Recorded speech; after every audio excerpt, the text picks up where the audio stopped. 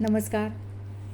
सफदर हाशमी यांच्या एका कवितेचा स्वैर अनुवाद केला आहे कवी दासू वैद्य यांनी. तो मी तुमच्यापुढे सादर करते. पुस्तकं. पुस्तकं सांगतात गोष्ट.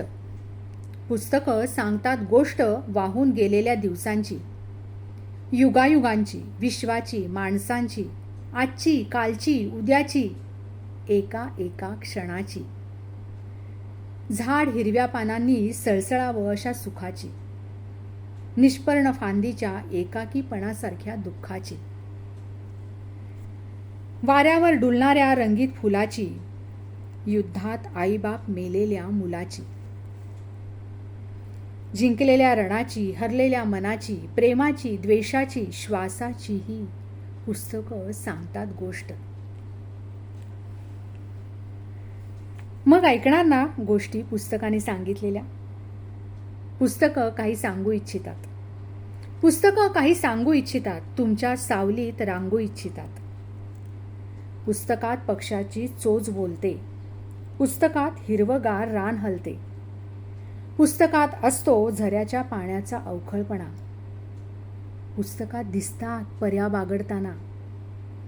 पुस्तकात असतो क्षेपणास्त्रांचा विध्वंस. काळ्या कृत्यात बुडालेला महाभारतातला कंस. पुस्तकातल्या शब्दांना करुणेची झाक आहे. सर्वे संतु निरामयः विज्ञानाची हाक आहे.